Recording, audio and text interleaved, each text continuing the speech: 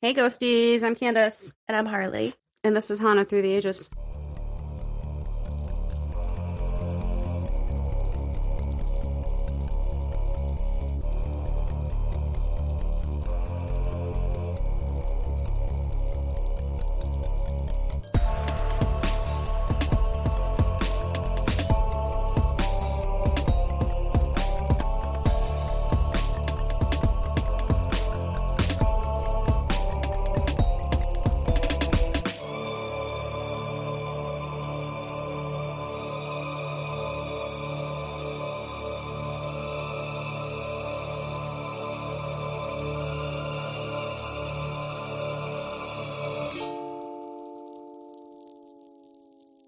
I'm so glad it's not my episode today. I'm so excited it's mine. I'm so excited to read this. We have switched places today. So I'm just going to give you guys a heads up. This is going to be a completely different research type episode of mine. Because I get fidgety over here and start doing things, and I feel like I need to be like Britney Spears and have like a headpiece.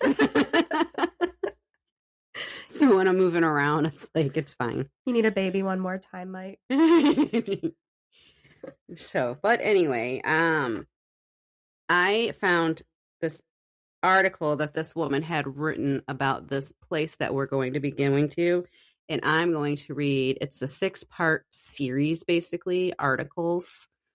And we might get through 3 of them today, and then we'll do the next 3 another term. But it's literally her words of her experience at this place. You are so excited. I'm You're like jumping so right excited. But no, that's all I'm going to give you right now. And now we can talk shit. But I just wanted to give people a heads up that, it's going to be a different atmosphere today. Like, we're not jumping into the hauntings, but we are going to jump in. It's okay. It's going to be rough, but it's a good one. Like, I'm just here for I'm the so ride. excited. But who can we talk shit about first? Doug. Dave. Last thing I said to him today was, fuck you. I went to the dentist the other day, and I was telling my hygienist that I took my Nerf gun to work. And I'm just firing it at people. And she looks at the doctor when he came in, and she was like, she's cracking up. She's like, that will literally be a fun Friday for us. Like, Absolutely. We need to do that. Like, I'm trend-setting right now. It's been so fun. But let me tell you, guys, when your friend comes to you and says, grab your gun and come on, you don't ask questions. Not one question was asked. You go, okay.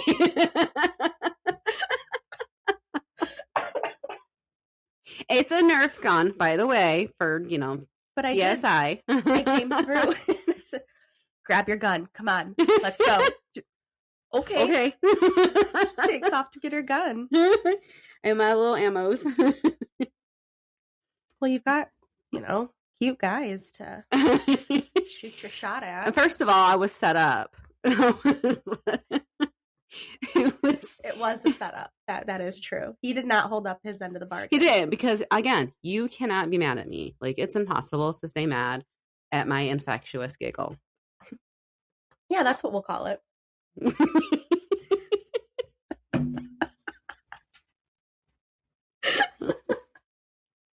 I call it an evil cackle, but sure, that's fine. Sure. Evil, infectious. Whatever you say. Somebody's going down. It means somebody's in trouble. Oh my.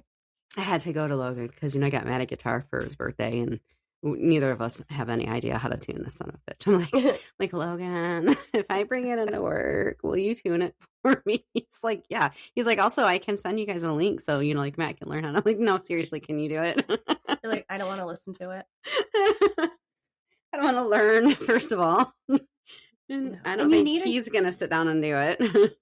You need the ear for it. Like, I know how to physically tune a guitar. Yeah. But I don't know what I'm listening for. Well, he's like, well, I can go and pick up one of these little tuning. No, we have the tuning thing. I'm going to bring it with me. But also. Yeah. It's good to just have the ear for it. Yeah. I don't. That's why I gave up fairly. Also, I'm left-handed. So when I do strum along with this thing, I play it upside down. Yeah. That's a problem. What did he tell me? He told me, who's the one artist? Did like bluesy stuff. I can think of it. I can see his face right now. Jimi Hendrix. Jimi Hendrix was left-handed and he played his upside down. Interesting. Yeah. I'm like, Jimi Hendrix. That's right.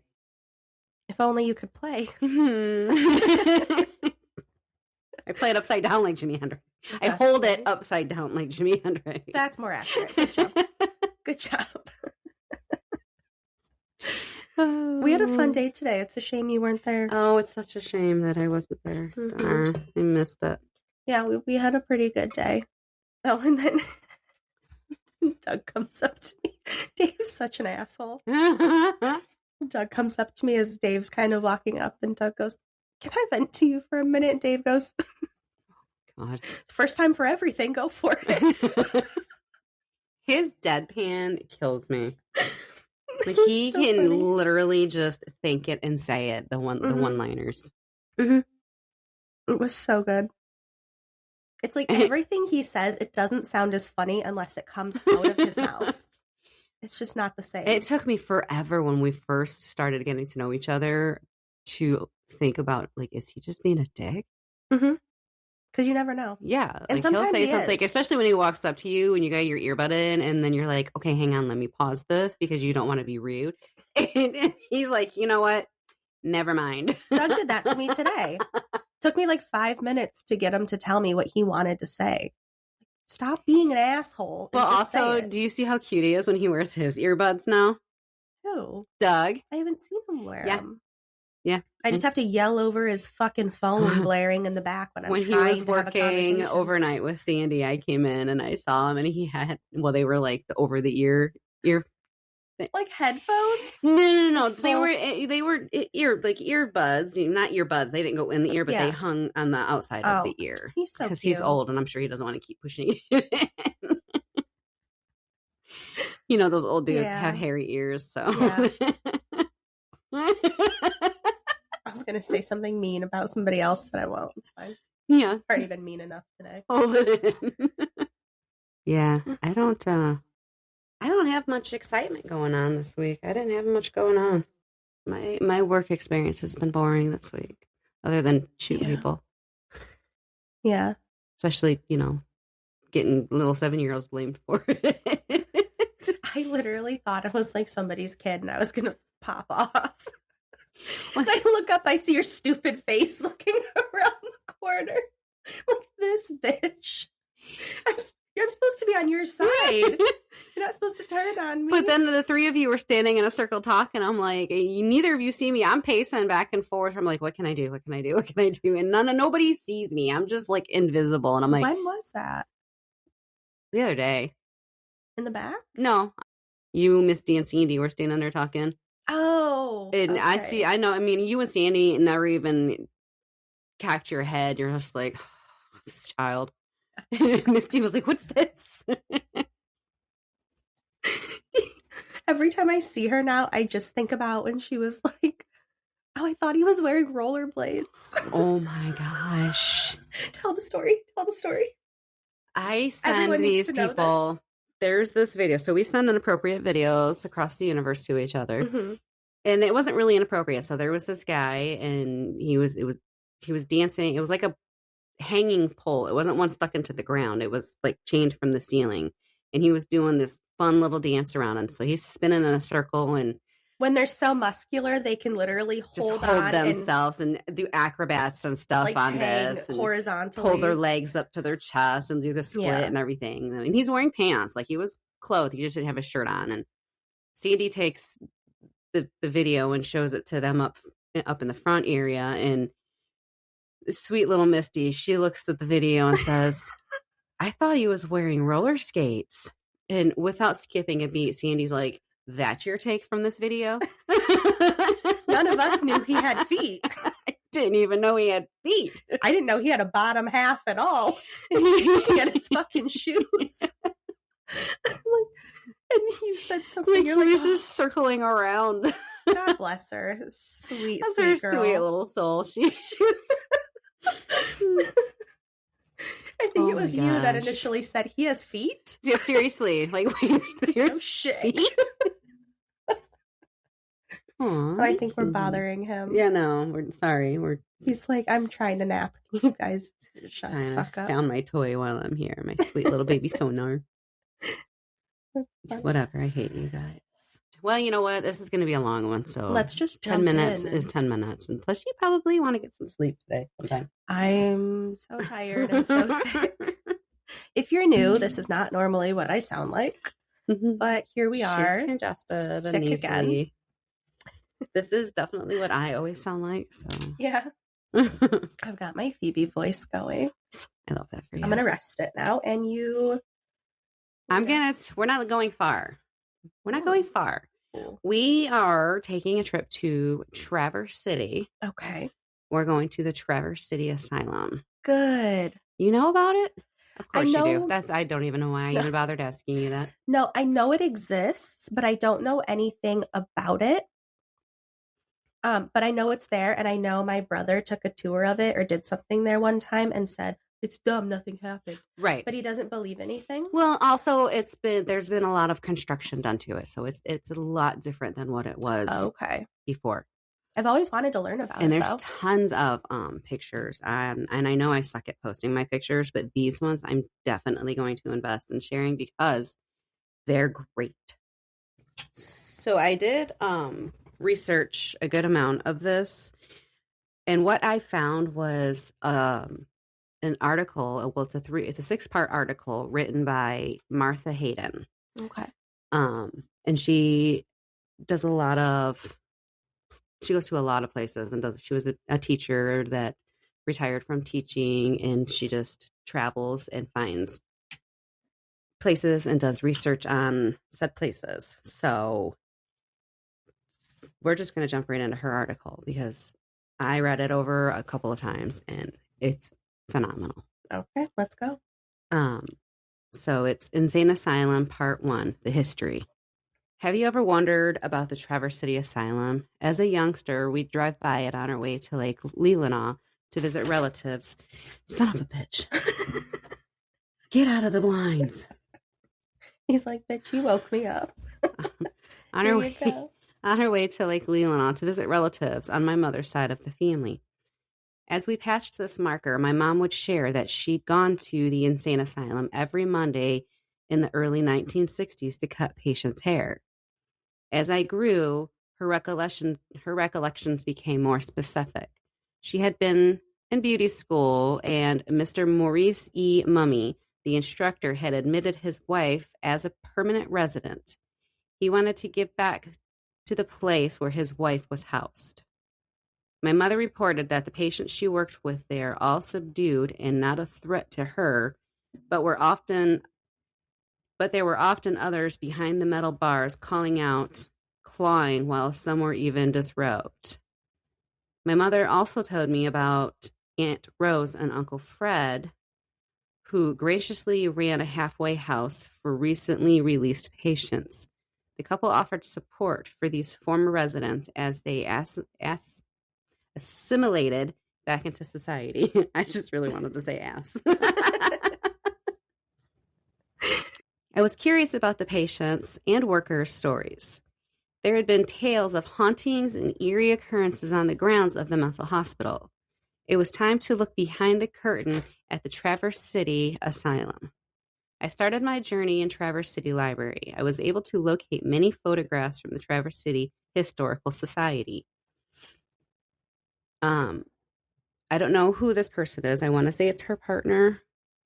She calls them the Viking. So that's what, she doesn't explain who they are, but she just says the Viking. And I attended after dark tour of one of the original unrenovated cottages. I purchased books and I found an online thread of previous patients' communications. This is part 1 of the saga, as there are many dimensions to the tales of the Traverse City State Hospital. So now we're getting into the history of it, the history of the Traverse City Hospital. Insane Asylum. In the 1880s, Perry Hansen, the father of Traverse City, insisted that his lumber town be the site for the new state hospital. He knew that lumber businesses wouldn't last, and there needed to be another source of employment to continue a healthy economy for the city. Perry Hansen, a chairman for Grand Traverse County, attended meetings held in Lansing, Michigan. He usually hired a Native American guide and walked. Yes, you read that correctly. He walked. It would take 3 weeks to walk from Traverse City to Lansing. Many scoffed at him and wondered why he didn't just take the train, but his tenacity and grit were evident. He convinced the committee and the new state that the new state hospital should be located in Traverse City. It was the perfect location to serve the 39 northern counties in the southern peninsula. In 1882, Mr. George Lloyd, an architect, was hired to design the North Michigan Asylum using the fashionable Kirkbride model. We talked about that in my Richardson Hotel episode. I remember hearing Kirkbride. If you guys want to hear that one, it's on Patreon. We did another hotel, and it was where they use like sunlight and exercise and like natural things to help, if that jogs your memory. Absolutely. Yeah, like it literally a light bulb went ding, ding, ding. You're right. And honestly, it gets into that. So that made me, that makes a lot more sense now in my brain. As soon as you said it, I'm like, wait, I know what that is. Yeah, it makes a lot more sense to me now. There were 73 Kirkbride-style asylums throughout the United States. Michigan only had 2 other basic-style asylums in Pontiac and Kalamazoo. In 1885, the facility opened with 43 residents. It was suited for 515. These slots were filled quickly as patients from Pontiac and Kalamazoo were transferred by train to reside in Traverse City. Dr. James Decker Munson was the first superintendent, 1885 to 1924. He embraced the Kirkbride model of beauty as therapy. These principles included no restraints were to be used on patients. They were able to roam the spacious, well-manicured grounds using numerous hiking trails. Their dining hall was decorated with white table linens, china place settings, and vases of freshly cut flowers. Vases, I don't care. Whoa, getting fancy. I mean, I'm just saying, because they're a little bougie here at this little thing. Like, I'm feeling like I need to be crazy because it seems like a nice place. Seems like a nice place. Baseball, anyone? Well, in 1900, there was a Northern Michigan Asylum baseball team who would play local high school groups. There was a football team as well. They're letting these fucking crazy-ass people just go. Gosh. Do you imagine? If you didn't win, if you didn't let them win, yeah. Work is therapy. She's going to start laughing at inappropriateness. Just as soon as she hears something sad about somebody dying, she's going to cackle. This is her sleep deprived self. So tired. I've seen this before. You're like, we've been here, done that. Yeah. What was my ship that went down? That was so sad. You're just cracking up. It was the guy. It was just the guy on the other boat. That's all it was. Oh, shit. So, work as therapy was another premise of the Kirkbride model. The patients were given jobs on the campus: laundry, food preparation, groundskeeping, farming duties, and cleaning. I don't know that I would want one of them cooking my food. Just saying. Drooling, Well, I'm sure, because remember, and I don't know if it's similar here, but we had briefly talked about it in the other episode, the Richardson Hotel one, where there were like different levels. Yeah. Oh, yeah. And I'm sure it depends on what your situation is, because back then, I mean, there's a lot, like the people that are getting put into these aren't necessarily crazy, but they just needed to be changed. Well, and some of them were just depressed. Mm-hmm. I mean, even depression, you would go in, and simple things like that we deal with on a day-to-day basis. After having a child, that postpartum, right. You can't come back from, so you need a little bit of extra help. Right. So kick you into gear. Yeah. So this created a self-sustaining community, was cost-effective. Patients had purpose and took pride in their work. If a resident wasn't agreeable, he or she would be sent to the perimeter of the work area. Most often, the individual would rejoin the group in short order. If not, the person was escorted back to the cottage or hall where he or she resided. For several decades after the hospital opened, transportation on campus was by walking or by horse and carriage. The roads are still named by color: Red Road, Yellow Drive, Silver Avenue, etc. This made it easier for residents to recall directions. Makes sense. Between 1887 and 1903, 12 more housing cottages were built. Southern cottages housed the male patients, and the females resided in the northern group homes. 2 infirmaries were constructed specifically for tuberculosis, and polio patients. These were known as cottages 19 and 20.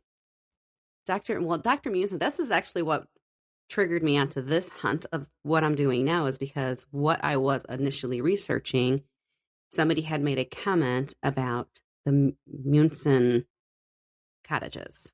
Mm-hmm. So I was like, well, what is this? And let me see this, and da-da-da. So here we are. Dr. Munson was approached by a nurse, Jenny A. Lease, who asked to start a nurse training program at the asylum.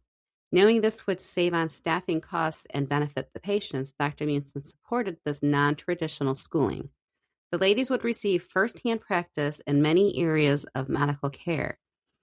In June 1908, the first class of 24 nurses graduated from their training at the Traverse City State Hospital. Jenny Lease worked at the hospital from 1906 to 1912. This program continued for decades past her departure. In July 1908, a meeting of the new Michigan Asylum Board took place. The goal was to devise a strategy for the best and most cost-effective treatments for mental illness. The attendees included the 10 superintendents and trustees of 3 Michigan asylums, Judge T.R. Mills and Bishop George Deitel. In 1908, the cost of care were 42 cents per day for the Lower Peninsula and 50 cents a day for patients in the Upper Peninsula. I don't know why it was more money up there. This needed to be streamlined.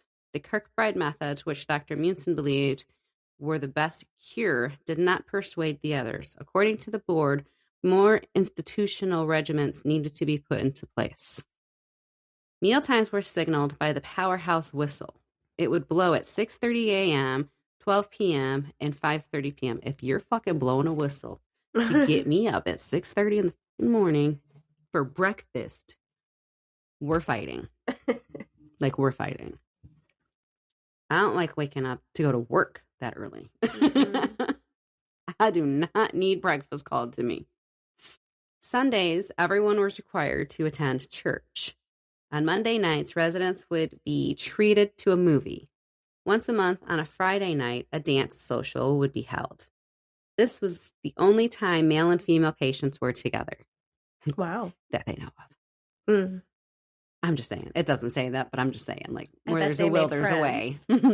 That they made friends at the dances, and where there's a will, there's a way. Kept in touch. In 1954, Dr. John Jack Ferguson joined the Traverse City State Hospital. In a tape of oral history, Art Nickerson, a former employee, laughed and said that Dr. Ferguson was a jolly old St. Nick type. The patients loved him. Nickerson reported that he thought Dr. Ferguson did a good job. Dr. Ferguson was well known for his 3-minute lobotomies. Oh, fuck. However, when he arrived at the Traverse City Asylum, he didn't perform this quick procedure on the 500 patients he'd been assigned to. He began his own chemical restraint experiments he called tender loving care. He soothed these residents with Thorazine Ritalin, approved in 1955. Wow. I didn't realize Ritalin was around back then, but of course, either was I. So. And it's like, hearing all this, you wonder how much of it, because we hear the horror stories where things were intentional. Yes. How much of it was just, we don't fucking know what to do. We think this might work. Right. Where it wasn't experimental, intentionally for sure. hurting anybody. We look at it now where it's like, that's torture. Right. Where then they're like, we're trying to help. Right. We're like they don't know. doing everything we can because, I mean, how do they know what works now is because they had these patients back then. Exactly. Or how many of test them. on. Not everybody had a lab rat. Right. If you brought them back today and you showed them what you should do versus what they did. Right. Like they probably couldn't live with themselves knowing how they tortured especially people. lobotomies. Like how sad. So he soothed his patients with Thorazine, Ritalin, and insulin injections. He believed seclusion and straitjackets were unnecessary.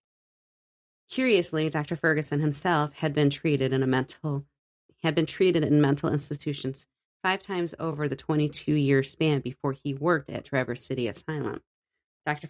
Ferguson had battled drug addiction and psychotic breakdowns. Wow. I'm saying, like, I don't know if he was the best person for the job, but also what better way to experiment than on himself? Like, he knows what works and what doesn't at this point because he's been, Like, I see two sides of that yeah. coin where you're like, yeah. ooh, that's the last person you would want treating you. Right. But then also maybe somebody who gets it. And because he's been through probably a little bit stronger of a situation than what he's putting these people through, he doesn't want to do the harsh treatments. Mm-hmm. And that might be why he's taken on this tender loving care treatment. And nowadays where we have things like counseling and therapy, he probably would have been great in a position like that where he can relate to people. Well, he is the Santa Claus of the... Oh, God bless him. Yeah, the jolly old Saint Nick. Oh. By 1954, he was said to be recovered fully. His degree was as a general practitioner, not a psychiatrist. So many people questioned his Ferguson therapy. Was it genius or was it bamboozlement? There will be an upcoming article featuring Dr. Ferguson. That's what she in quotations. Okay. So we're just that's the introduction to him. Got it. I want to say it's Jim Morose, who worked at the hospital from 1956 to 1984, recorded his memories with the Oral History Project. With a lilt in his voice, he shared that Dr. Ferguson supplied a new coffee pot to each ward. That's 50 of them. Jim further explained that the tranquilizers that Dr. Ferguson had been prescribed had been a welcomed addition to treatments. It made the patients easier to care for. Duh. You drink them. I need one of those for bedtime. Thinking the same thing. Like, where do I get one? How do I sign up? For a short time in the late 1960s, psychedelic drugs were starting to be used in guided treatment sessions to help individuals face their previous trauma and develop coping skills. LSD. Oh. I don't know what this word is, but it's mushrooms. Okay. I've never heard it called anything else, but there's a word for it, and I'm not even going to attempt saying it because there's a lot of letters that don't make sense in my brain. And MDMA, ecstasy, were soon banned by the government and no longer used. I don't know if those are the way to face your trauma. I think they'll give you trauma if you've been through some shit, but as far as facing it, that would calm you. But I think LSD, especially LSD, you start seeing shit, it's going to start bringing out some very dark stuff. You're already traumatized. I don't think that's the way. Again, they had to learn, I guess. Learn our lessons. Thank you for teaching us. Yeah. Side note, in 2018, the medical press, Kali Samata in Australia, reported that these treatments have been effective with patients suffering from PTSD and depression. I'm not a doctor, so I can either agree nor disagree, but I just question if psychedelics are best for people recovering from PTSD because there's some shit that they've seen that we'll never be able to understand. From my point of view, also not a doctor, but I do love to be opinionated. Probably not the best idea. Like even, I think you and I talked one day, we were talking about ayahuasca. And when people will go to like those facilities yes, or in South America with like shamans and they'll go on these trips and they say, if you're going to do something like that, you have to be in a good mental space. Yes. Because if you're not, it will fuck your world up for sure. like 3 days. Oh, for sure. Yeah. And you will probably leave it being traumatized. So I can't imagine this wouldn't be because the same. You're unearthing nightmares that you've already buried deep down. Yeah, it's going to force you to face some things you probably don't want to. Neuroimaging shows switching off the default mode network, thought patterns of depression, and interconnecting pathways, opening new insights, allowing a person to view problems from a new perspective. Treatments will be the focus of another upcoming article. I don't know. All right. Well, I guess everybody has to learn in a way. Mm-hmm. Is it the right way? Is it the wrong way? I wouldn't want that kind of treatment because I've talked to you about this. Like, I have no real memories of my childhood. Right. And I thought openly about being hypnotized to, and I think it was you that told me, be careful with what you wish for because you may not want to know. Yeah. I think that's a very personal decision, but be warned. Like, going through these type of psychedelics, like it could take something as little, as simple as, like I got injured as a kid that I just kind of blocked out and turning it into something volatile. Right. So yeah, I put that on the back burner. I'm like, maybe why? You're like, I've got enough trauma. I don't think I want to remember anymore. Why? I'm good. I deal with what's in front of me, not behind me. Exactly. Move on. Move on. Yeah. There were children as residents too. They had a strict schedule and the staff wasn't allowed to hug them. However, a few employees took advantage of those needy young souls as well as older patients. This makes me cringe. Not me, what she says. Again, there'll be, this is going to be the third article in here. This is where I'll end it on the third article. We're still on number 1. So on the third one, I'll end it. So I'm not even going to. Okay. But it's about a patient, a young resident that was institutionalized. In the late 1950s, institutionalization was becoming less favorable in the treatment of mentally unstable individuals. It was more expensive than smaller group homes. Plus, with the new advancements in medications, the patients could be managed more easily. In 1989, the Traverse City State Asylum closed. 200 jobs were lost. Most patients were released to group homes or to family members. However, many of these people did not have a support system or finances, so they became homeless. Without routines in daily life and medications being monitored, many previous residents sadly ended up in the prison system. The asylum sat empty for over a decade, from 1989 to 2000. Some buildings on campus are still in despair. In 2000, Ray Minervini moved to Traverse City to enjoy his retirement. He had been a contractor and was looking forward to lakeshore leisure. Then Carol Hale asked him to join the Asylum Preservation Board, hoping to breathe new purpose into the state hospital. She had worked tirelessly to organize a team to renovate the asylum. Minervini welcomed the challenge. The board's vision was to create a walkable mixed-use village that would feature a wide variety of residential and commercial opportunities. In 2005, Southview and Hall 20 were the first sections to be reconstructed into their own purpose. By 2014, the residential spaces were being filled. In the basement of Building 50, there are restaurants and artisan stores. Artwork is displayed along the hallways. As I browsed in one of the stores, a tan, puffball dog entered the shop with a definite purpose. She skidded around the corner to the shopkeeper, who was ready to dispense treats. Before I could comment, a husky raced into the room with a look of determination. He was greeted warmly by the proprietor. It was charming. The culture of this building had been completely reinstated. So this ends part 1.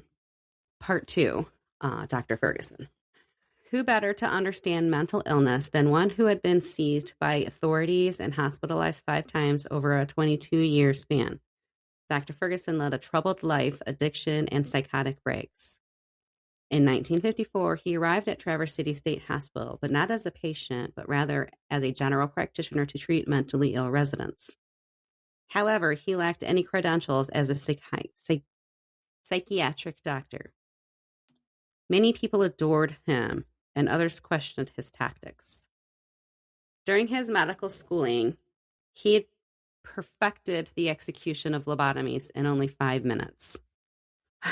When he arrived at Traverse City State Asylum, 500 patients were assigned to him for his procedure. Oh my gosh. Like, they were like, you need to do this to them immediately. That is insane. Although Dr. Jack Ferguson had developed a systematic method for quickly executing lobotomies, he had come to the realization that it wasn't a cure. He also rejected straitjackets, shock treatments, and solitary confinement. Impressive. Yeah. Being a patient himself. Yeah. Sometimes it takes one to know one. Mm-hmm. He believed that diseases were chemically based and could be reversed with neurochemical medications. This view was completely radical for medical health in the 1950s. Dr. Franzen, Dr. Phipps, and especially Dr. Gallup had been caring doctors when Jack had been committed. 5 times in 22 years. They hadn't done the typical shock therapy. Rather, Dr. Gallup had Jack write his worries down. Dr. Gallup would read each aloud and ask Jack to tell him more about these thought patterns and concerns. Talking through his fears had really helped Jack see a new perspective. Terry and Griff, the hospital attendants, were respectful and treated Jack as a person. Using tranquilizers and talk therapy had been effective for him. So it should work for others who suffered with mental illness. We don't treat diseases, we try to treat sick people, was Dr. Jack Ferguson's motto. On February 24th, 1957, Norma Lee Browning from the Chicago Tribune reported that he never did get around to even the first one, lobotomies. He, instead, with an unscientific combination of chemicals plus love, he pierced the veil of insanity in one of the boldest, most bizarre, and awesome experience ever tried in a mental institution. The study was deemed 1 doctor, 107 nurses, and 1,000 chronically hopeless patients. Dr. Jack Ferguson's medication experiments were only conducted by himself and his nurse attendants. There wasn't a control group involved in his studies. They, the nurses, all have high school education or its equivalent, he stated proudly to Paul de Kruif, who had interviewed Ferguson extensively for his book. There is no abnormal behavior that we cannot control or change for the better. One woman was uncontrollable with dementia, diarrhea, and dermatitis. Her diagnosis was peligara, a vitamin B deficiency. So easy now, but yeah, if untreated, it could be fatal. After a few massive shots of niacin, vitamin B, she was able to return home a week later. So what brought Dr. John Jack Ferguson to his chemicals and love approach? Ferguson had several occupations before earning his medical license. Starting at age 11, he worked on a tugboat. He told the captain he didn't want pay, rather the fish damaged in the gill nets. He sold these on the street and made more money than the small wage he would have been paid. Jack Ferguson was resourceful. He also ran 2 paper routes and worked at a drugstore after school. I'd trample on anyone for affection. That was the first hint of the mad monster in me, he shared with Paul. Ferguson said he was frail and a bedwetter. He felt compelled to compete with his younger brother for his parents' love. He gained employment in a steel mill in Gary, Indiana. He learned to curse in German, Lithuanian, Spanish, and Polish, using I'm jealous of my talent. Using dolomite to write on the mill's floor, Ferguson taught a Polish worker some basic English. Next, he joined his father on the Manan Railroad as a fireman. He worked full-time and squeezed in medical school courses starting in 1929. Surprising himself, he got married, and within a year, they had a baby girl. Soon after his daughter was born, he dislocated his knee at the railroad and could no longer work. He slipped into depression. He attempted suicide by slitting his wrists. He tried to be an insurance salesman, then a bartender, and a whiskey peddler. He sold secret carloads of booze and ale to Ralph Capone at the Fowler Hotel in Lafayette. Ferguson learned about alcoholic insanity firsthand. Same. In 1941, at 33 years old, Ferguson reinstated his dedication to medical school. His wife displayed her lack of trust and would pester him with questions about his plans, work hours, money, and study habits. This started their family breakup. They divorced, and his ex-wife and daughter moved to California. When not in class, Jack tended bar at Campus Tavern and met Mary Tosti, a 28-year-old Italian girl who worked as a cashier. Mary said that Jack was large when they met. It took time for their attraction to develop. On April 24th, 1944, they were married. In 1945, he suffered a heart attack. He spent several weeks in the hospital. Ferguson started taking barbiturates. They blotted out my perspective of reality. When he returned home, he continued to take the little yellow capsules. Mary nurtured Jack back to his recovery. However, Jack's addiction made him paranoid, and he started to blame Mary for his misery. Soon after he recovered, Ferguson was in a horrible car accident and unable to attend class. No wonder this man was in the hospital. My goodness. Jeez.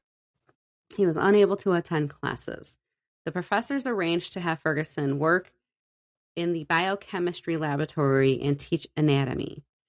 He had to prepare the bodies for the anatomy students, like real bodies. No. Yeah. I mean, they didn't. What did they have back then? Cadavers. Not much. Ferguson was fascinated by Professor Fullerton's. I bet. I bet.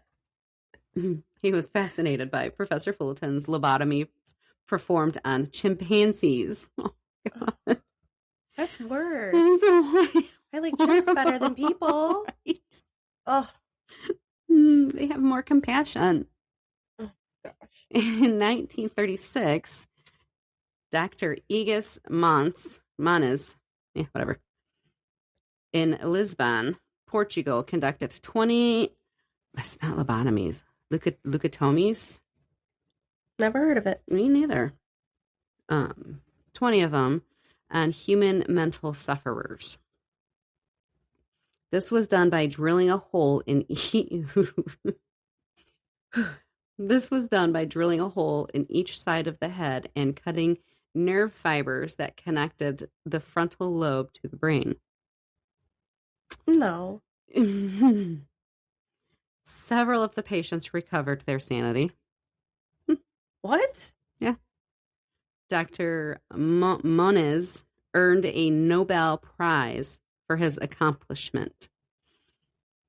In the States, Dr. Walker Jackson Freeman followed and performed many more. I wondered if Ferguson started perfecting his lobotomy procedures on the cadavers that he was preparing for the medical students. Better than freaking chimps.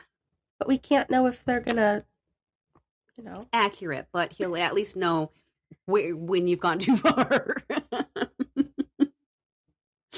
Well, I don't know. They're already dead. I feel like it's like Grey's Anatomy. And Derek's got a person awake on the table, and they're like, and he kept killing him. Let me listen to your speech. Yeah, but then he kept killing him. That's number 10. Well, yeah, but Yeah, We forget about that. it's fine. They signed up for it.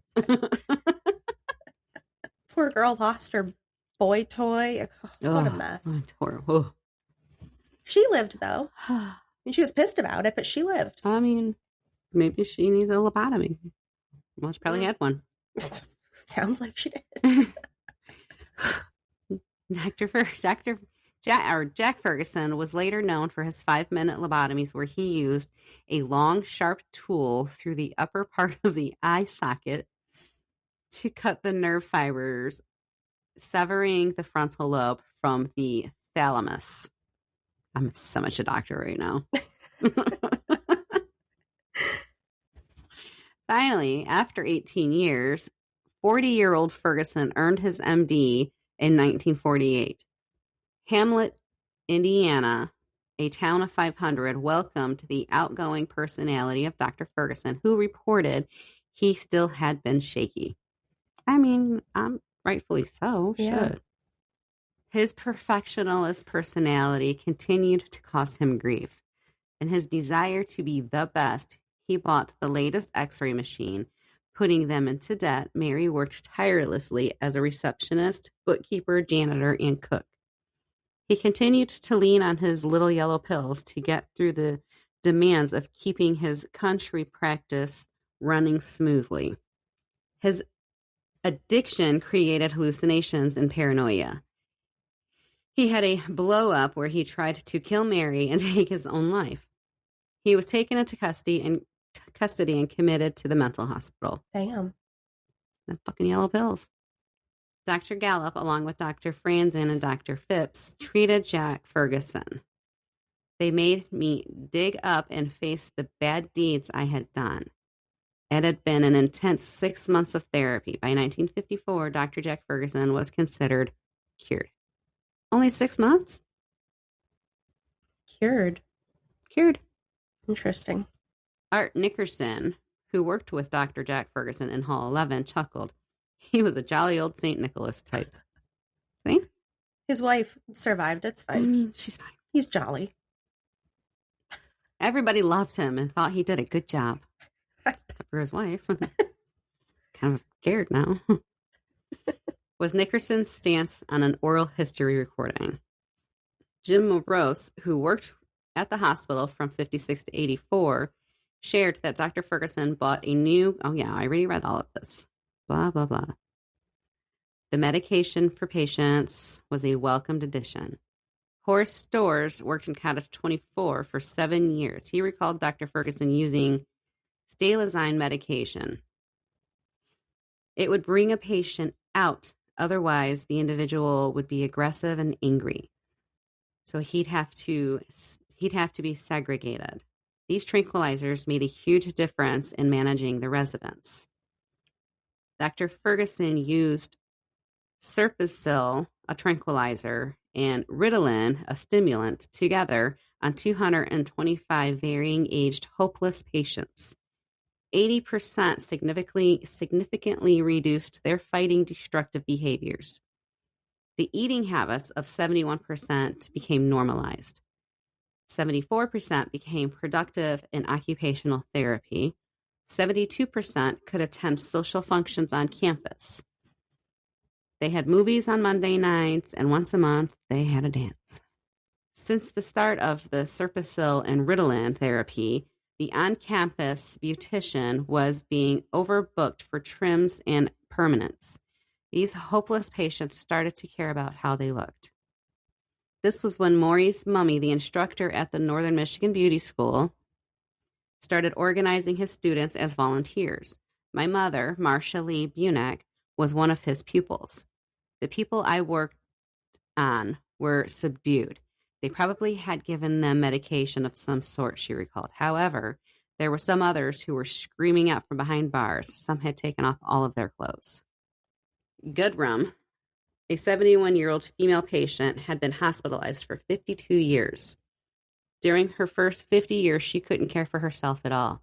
She'd often laid down naked on the floor of the seclusion room. That's probably because she was in menopause. She was having a hot flash. For real. Like, let's look at the bigger picture, people. She was 50. Like, hello. She's burning up from the inside out. That's all it is. She is a furnace. She's just trying to cool off. Nobody's looking at this for the bigger picture. Girl, I get you. In 1942, it had been recorded that she had received 28 metrazole shock treatments with no lasting results. In 1943, she was 420 neutral pack treatments. She was wrapped up tightly and dipped in cold water. That sounds wonderful. Did it fix her? Nope. Oh. Goodrum was also given electroshock treatments where she had 68 convulsions. Her behavior continued to be similar to the disgruntled wild animal. On Christmas Day in 1954, Dr. Ferguson began administering a 0.5 milligram of Serpasol 3 times a day. After 2 weeks, Goodrum remained dressed for the first time in 30 years. Whoa. Continued doses put her into a depressed state. Dr. Ferguson gave her Ritalin. This made her edgy and aggressive again, so he reintroduced Serpasol. Then he tried his treatment gimmick of giving her Ritalin. But before she could become agitated, he would quickly give her Serpasol. It was a delicate dance of dosing. 3 milligrams of Serpasol, 15 milligrams of Ritalin, 3 times a day. Goodrum was able to receive ground patrol and walk about the campus. She liked to go to the canteen shop for snacks. I love snacks. She was able to eat in the dining room. A nurse said that they only had to occasionally remind Goodrum to wear her shoes. Dr. Ferguson took Paul to meet her and said, Goodrum cannot be called mentally well, but we are sure she is enjoying her life for the first time in many years. Oh, that's all that matters. That's it. The Journal of the American Medical Association published a paper with Dr. John T. Ferguson and Dr. William H. Funderburk about improving senile behavior. Urged drug use to curb antics of aged, is what it was called. 15,000 reprints were distributed. Ferguson's hope was that family doctors could start medication therapy at the first signs of dementia, before institutionalization. This would reduce heartache and burden.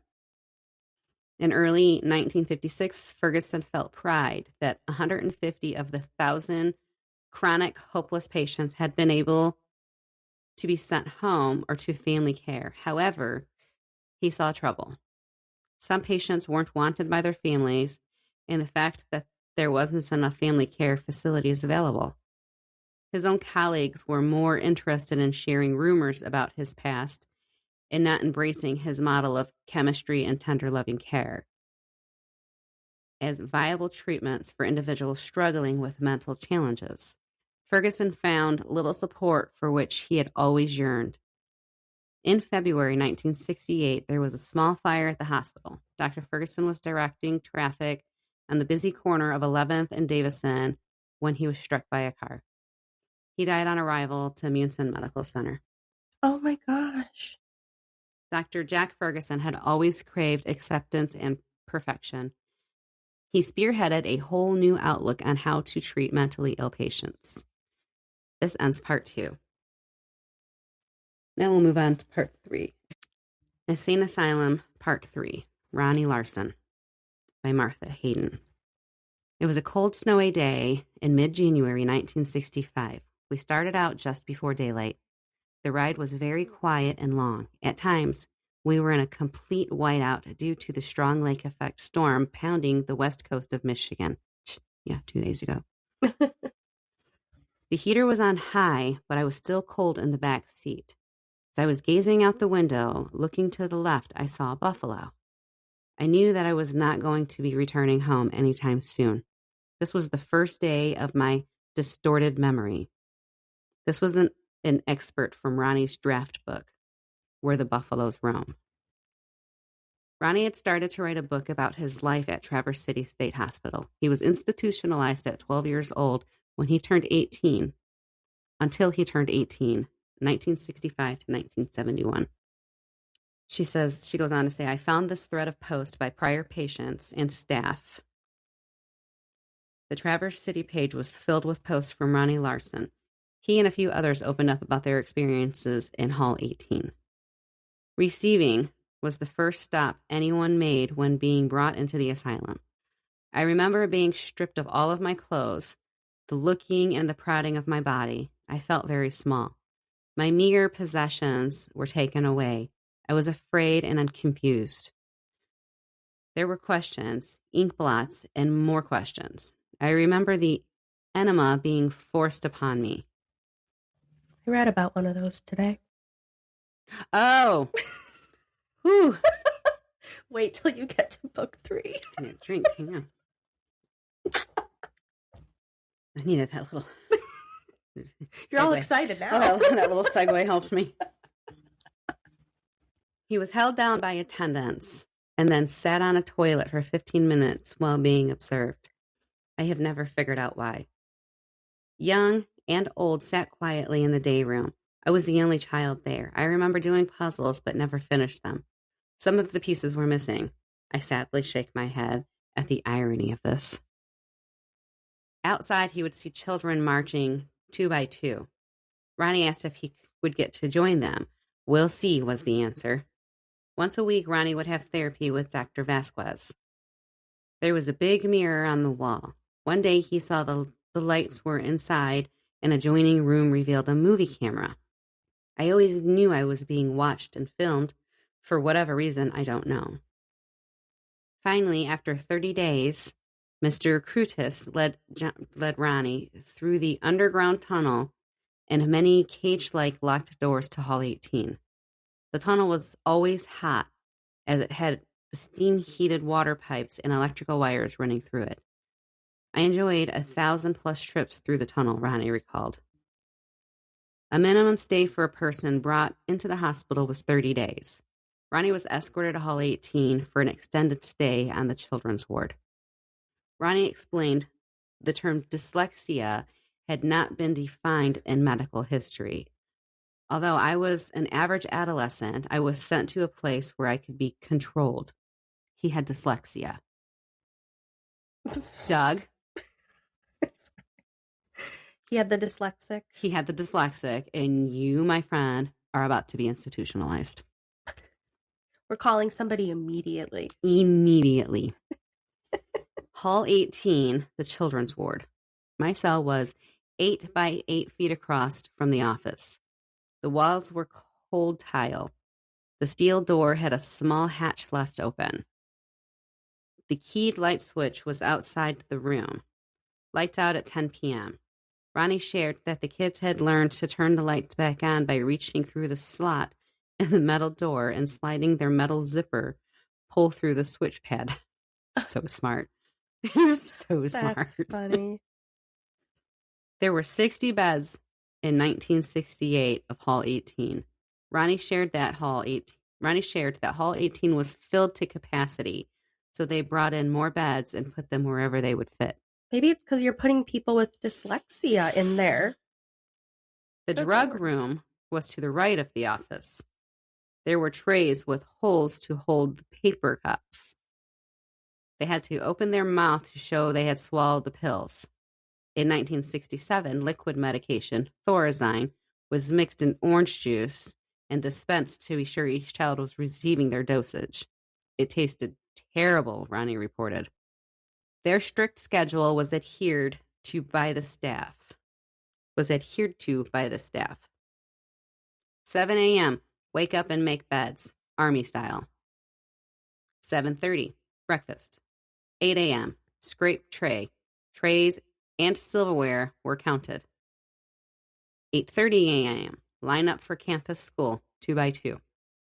4 p.m., return from school. 5 p.m., dinner. Ronnie was yelled at for talking during dinner on his first day. 5:30 to 7:30 p.m., medication and playing outside, good weather, inside winter. Wednesday nights were movie nights and Friday nights were dances. 7:30 p.m., line up for shower. Stripped, 4 to a stall. A towel was around the corner. Brush teeth, once a day. 8 p.m., TV time, Munsters and Addams Family. I mean, what better shows to watch if you're already crazy? 10 p.m., lights out, no talking. Ronnie recalls hearing mouse traps going off and keeping him awake. Dang. Ew. Dang. Tuesdays and Friday, the floor needed to be scrubbed, rinsed, and waxed. It took 2 hours to apply the wax with socks on their feet, then buffed with a Clark buffer. I still can't stand the smell of paste wax, Ronnie noted. On Saturdays, Ronnie had time to learn how to play the guitar. He was one of the few residents who was allowed to have a musical instrument. He also learned how to play pool. On Sundays, everyone was forced to attend church. For the rest of the day, they had to play quietly in their rooms because it was visiting day. Ronnie didn't have visitors. There were 3 seclusion rooms next to the office. Each one was usually occupied. The punished child had a 7 to 14-day stay alone in the small cell. They were let out 4 times a day to use the bathroom. There was no furniture in these rooms. In 2 of the seclusion rooms, one could stand on the door hinges and peer through the window at the top of the door to be able to view the TV. This first-hand account of seclusion was revealed by Ronnie. Mr. Curtis would often take Ronnie on walks around campus so he could pick up paperwork. They often had to go through Hall 6 where they kept the real crazy people. These patients would call out and claw at Ronnie. Ronnie remembers Mr. Curtis laughing. However, when Ronnie was sick with a fever, Mr. Curtis was at his side as if Ronnie was his own son, except for the policy of no hugging the patients. On their walks, they went through C2 and D2, which were the medical wards. In those days, there was a foot doctor and a surgical space. This was the place where they had done lobotomies as well as shock treatments. The equipment was still there. I saw it. I did not know that they couldn't use it anymore. I thought I would be next. In school, Mr. Martin was kind too, Ronnie recalled. He treated everyone with respect. There was kids with Down syndrome, epileptics, eating disorders, severe depression, and those who had been abused. This is why they need the asylum. These are the kids that need to be locked up. There were some with disorders that didn't have names back then. Dyslexia, attention deficit disorder, and transgender. There was one boy who was convinced he was a girl and wanted everyone to call him Bev or Beverly. There was one who would change personality from one moment to the next. 2 12-year-old giants who weighed 300 pounds each who just wanted to fit in. There were a few young patients, too. They were from 5 to 9 years old. I used to look after one of them, little Davy. I would make his bed and dress him every morning. I made sure he was fed by getting his tray at every meal. These kids had been homeless and never had visitors. They would run around with towels as capes, pretending they were superheroes. I found out that Davy is still institutionalized and still thinks he's a superhero. God bless him. I love him.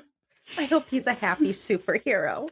I wonder if he would remember me, the one with the guitar. I always kept an eye out for Davy, especially from the child predators.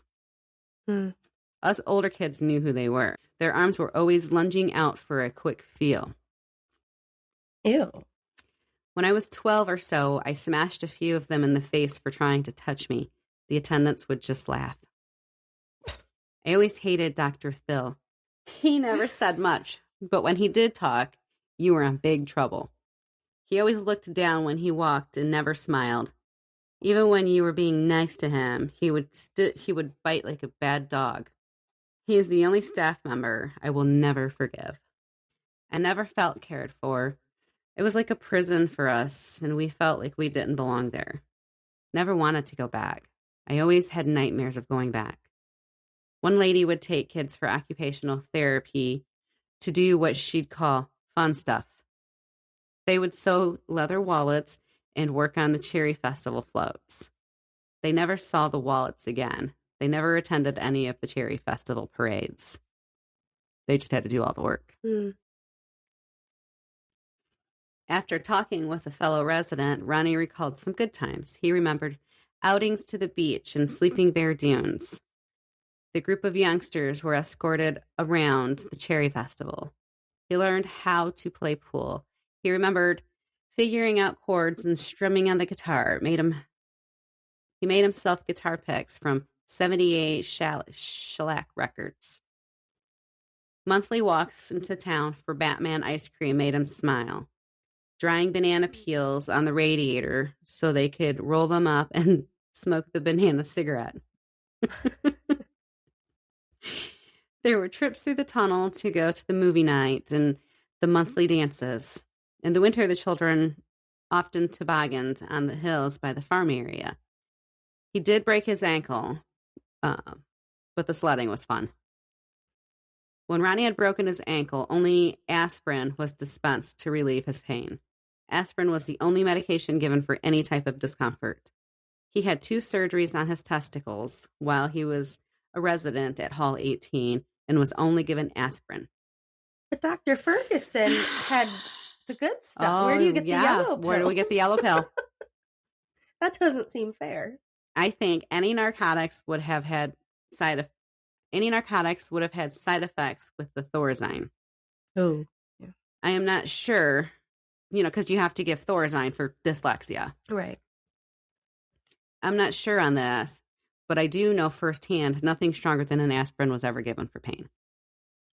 The summer of Ronnie's 2 surgeries, a female nurse started her moves on Ronnie. "This will make you a man, and you need to learn this," the fat, ugly, hairy nurse told Ronnie. I like how he called her out. Like, fuck you. This went on for several months behind closed doors. I don't know. I'm wondering if the surgery on his testicles was a vasectomy. Oh. Since the nurses wanted to play dirty. Because they knew it was safe. Mm-hmm. Ugh, it's so gross. Yeah.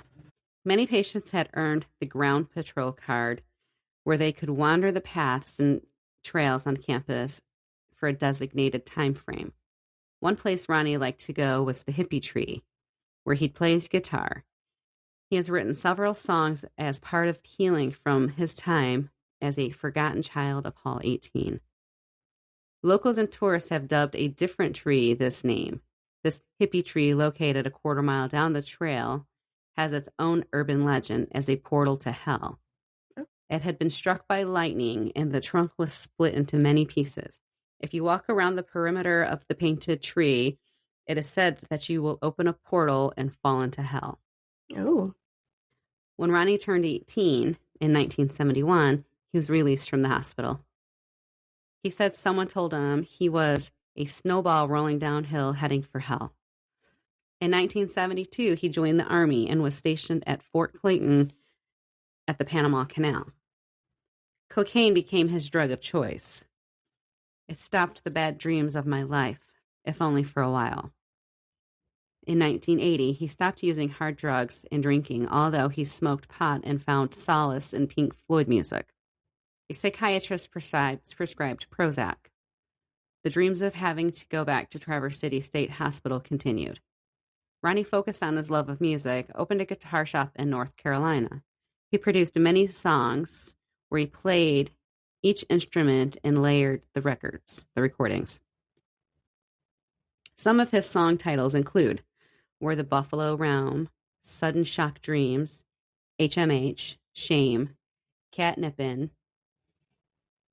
Itchy Me Swamp, Hot Sun, West Highway, The Song of His Life Story, Heart Attack. On his website, he offered to give a walking lecture with his guitar on the grounds of the Traverse City State Hospital. To me, this sounds like he was working hard to make peace with his past. Sadly, on Wednesday, August 5th, 2009, Ronnie posted that he hadn't been around because he had a heart attack. He reported that he was tired. His number of entries slowed, but each new post focused on having the hope to have his book published. First, Heidi was assisting him, followed by another woman, and finally Greg. Ronnie posted, I am at peace with myself and bear no hard feelings toward any of the staff. Heck, I'd like to hear from you too. He gave his email address. After 2 years posting memories on the Kirkbride site, Ronnie made his last post on February 28th, 2011. Someone does not like my timeline and is accusing me of lying to you all and stated I was never there. Think what you want. I will end my postings. You can think Max C. I'm locking this thread from further posting. In November 2016, Ronnie was diagnosed with stage 4 lung cancer. He turned over his website, and at the bottom of his webpage, my story, he wrote, "See you in heaven, Ronnie." Sadly, Ronnie Larson passed away December 23rd, 2016, which happened to be his birthday. His website is still available to read the beginnings of his book, and there are links to hear his song recordings too. I can't help but be proud of Ronnie. After several weeks of research, I feel like I've gotten to know him well through his sharing of memories, struggles to adapt to life after experiencing so much abandonment and pain. Hearing him heal through his songs is precious. Yeah. Oh my gosh. I'm loving this story so far. I'm so into it. Yeah, and there's 3 more, so I'm really, really excited. And I'm sorry that it's not creepy, haunty stuff. There are going to be some haunts, because I did see, there are some haunts to all of this, but maybe that was Hall 11. I mean, there would have to be. Oh, for sure. Just in the tunnel alone.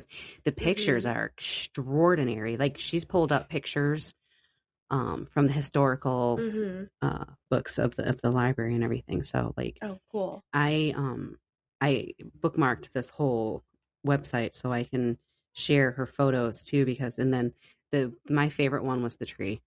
Yeah. It's painted and it's got all kinds of colors on it, but that is where I'm going to pause at number 3. And there will be a continuation on my next episode.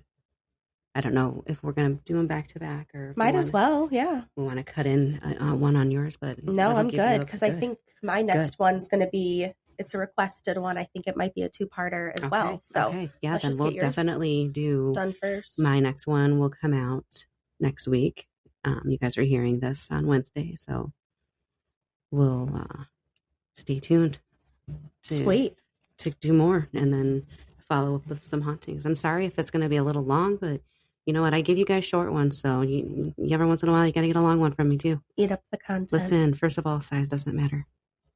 Well, I said that like a sex therapist. I know where that's coming from. I'm right there with you. I got this. We are. So, my ghostly friends and loved ones, keep up with us. Stay tuned. There was going to be the second part so we can figure out more about this haunted asylum that is in the state of Michigan for people that are not in Michigan. I want to say this was one that was asked of me many, many months ago, and I kind of just put it on the back burner because, I was waiting for something good to come along, and I found something good. So, and we all know when I get something good, you're going to get it. So follow us. Fish with a worm. Oh my gosh, seriously. So follow us along. We're on YouTube, our Patreon. Email us, hauntedthroughtheages, gmail.com. Stay tuned for the next episodes. We'll figure out what's going on in Harley's life, and hopefully she doesn't die before then. So I'll try to hang in there for you to finish this. She needs to know more, so I'll wait till after. So, all right, guys. Thanks for listening. Bye. Bye.